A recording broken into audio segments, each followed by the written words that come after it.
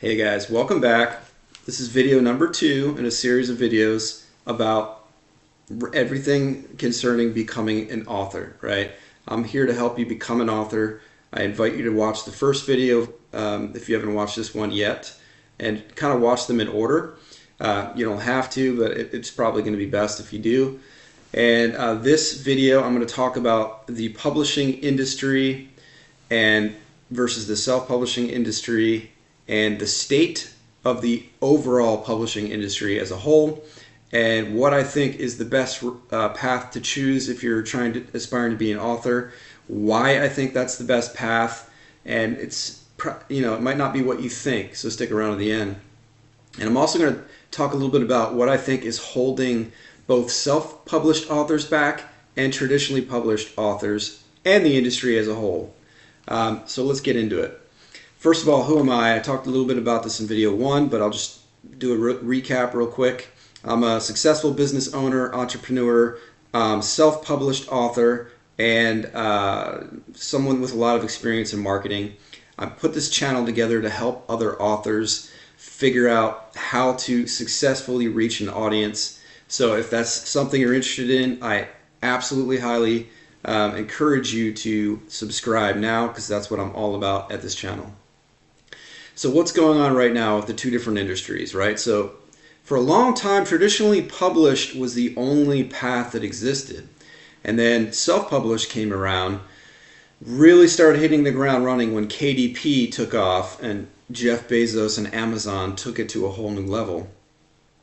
And now the exciting thing is authors have two different options, two different paths they can take. You can try to get traditionally published. I'll talk a little bit in a minute about what that's all about. Or you can try to get self-publish your own work. And I'll talk in a minute about what that's all about. So traditionally published means basically you're getting published by either an independent publishing house or one of the big 5, could eventually be 4 or 3. Everything's consolidating in the world, but the big publishing houses, right? And the way that works is, first, as an author, you write a book and you try to get an agent. It's very difficult to go directly to a publishing house, so you have to get an agent to represent you. That agent will then, I'm not going to go into too much detail, but you can fast forward if you already know all this. That agent will then try to sell your book to a publishing house, who then will try to sell the book to Barnes & Noble and bookstores and things of that nature. So that's one path you can go as an author. In order to go down that path, typically what you have to do is, after you've written your book, you have to get an agent who really believes in your work, and they'll take you on as a client. You'll have to sign something with them. They'll take a commission and then go and try to sell your book to a publishing house, right? So that's option 1. Option 2 is you write your own book. You can get it edited if you like, or you don't have to. You do all of the marketing for your own book, and you also do or get someone else to do all the artwork for it, right? So you're kind of the business, and you don't have any business partners. You're doing it all yourself. You're managing the business. You're running the business of the book. By the way, being an author is a business, no matter whether you go the traditional path or the other path. Even traditional publishers expect you to do some marketing, for example, and you need to really understand that to do it well. And even just to write a good, successful book, it's helpful to approach it from the perspective of a business, because a business owner understands that you have a target audience that you're trying to appeal to. And whenever you write a book, if there's no target audience out there who wants to read it, you're not going to have a successful business, which means you're not going to be a successful author. So whenever you start a book, you should always think, before you invest all this time in writing a book, you should think to yourself, who's my target audience for this? Who's going to buy this book? And ideally, you should think about, how big is the target audience, right? Because that limits how big the success of your book potentially is. Anyway, went down a rabbit hole there. So that's traditionally publishing versus self-publishing. Which is better in 2024? Well, it depends, right? It depends a lot on what you want to focus on. If you don't know anything about business, don't know anything about marketing, and you don't want to know about any of those things, then potentially you want to try the traditional publishing path, because that will mean you don't really have to focus as much on marketing and editing. And well, you're going to have to do edits. Agents are going to expect you to do edits, but you're not going to have to hire an editor and manage that process, right? So if that's who you are, and you know that's who you are, and you're, man, I don't want anything to do with marketing. I don't want anything to do with trying to get the word out about my books and reaching an audience, then possibly traditional publishing is the best path for you, right? If you're somebody who's excited about the idea of owning as much of your royalties as you can, and you know how to find a good editor, and you know that even if you don't have all the skill sets now, you're excited about learning how to reach that audience and grow your audience yourself, and you just have that entrepreneurial spirit, right? Then maybe self-publishing is the path for you. I want to talk about some limitations about both paths. So traditionally, the traditional path, you're not going to have as much freedom and autonomy. There's going to be a lot of other stakeholders in the business, right, who are going to have a vested interest in the book's success, and they're going to want to push that book in a certain direction based on their beliefs about what's going to make it successful. Sometimes they might have other agendas besides just the monetary success of the book. They might have a political agenda, right? We're seeing it more and more now in the world all around us, where ever since COVID, essentially, with DEI and things like that, businesses have quotas. They have diversity and inclusivity quotas. They have we're seeing a lot more. I've seen a lot of people talk about on AuthorTube about being encouraged to change their book in some way to appeal to a specific minority group or things like that in order for it to have any chance of being published. So that goes on as well. But there's different forms of influence that are going to be on your book because there's other stakeholders that you may or may not be comfortable with. You may or may not be interested in having those influences. You may want to have full autonomy in your own voice and what makes its way to ultimately the audience, right?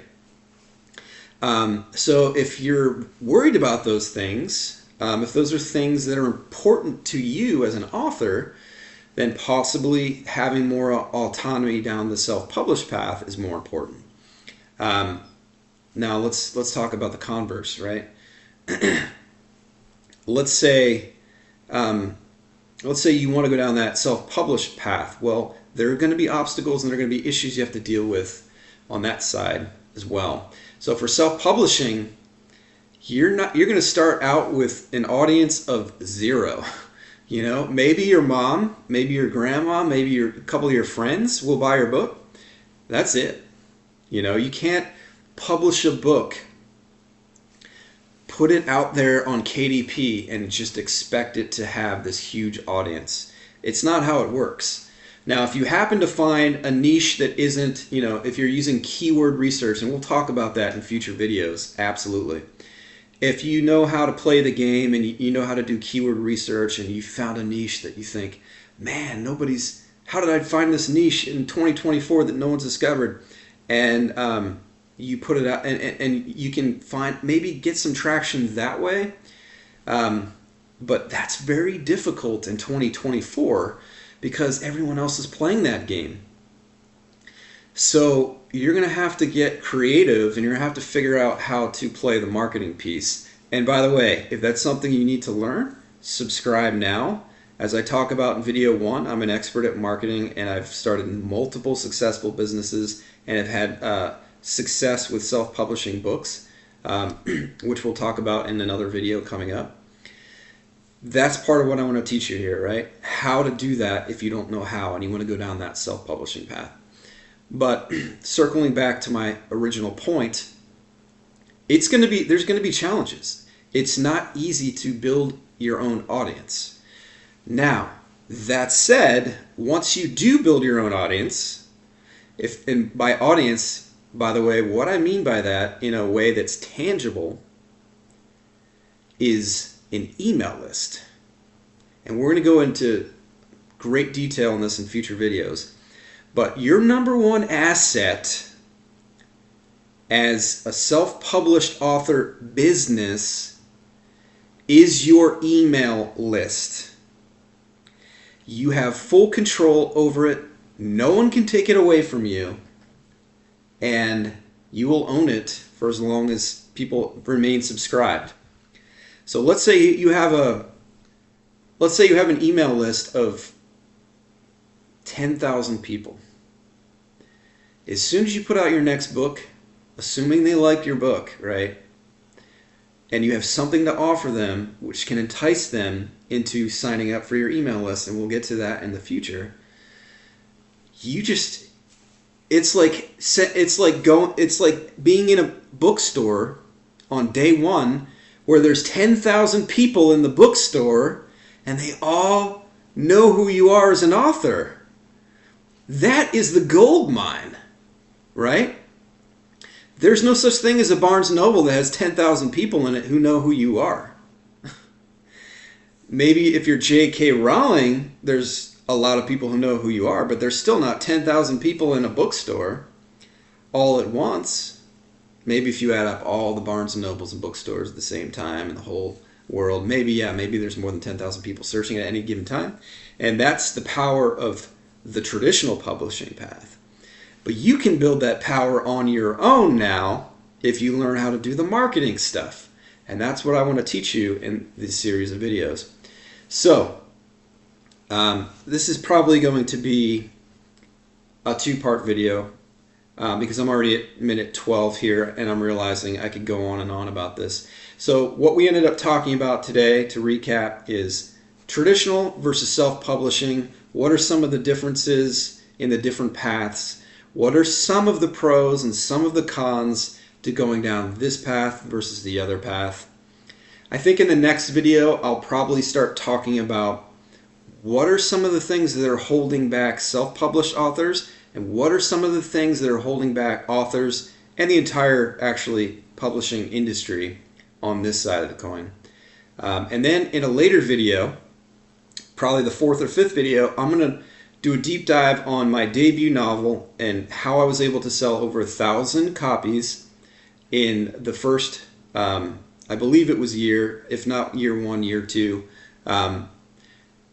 as a completely unknown author with zero audience and zero following, so you can replicate some of those steps. So if that sounds interesting to you, subscribe now, and I'll see you in the next video.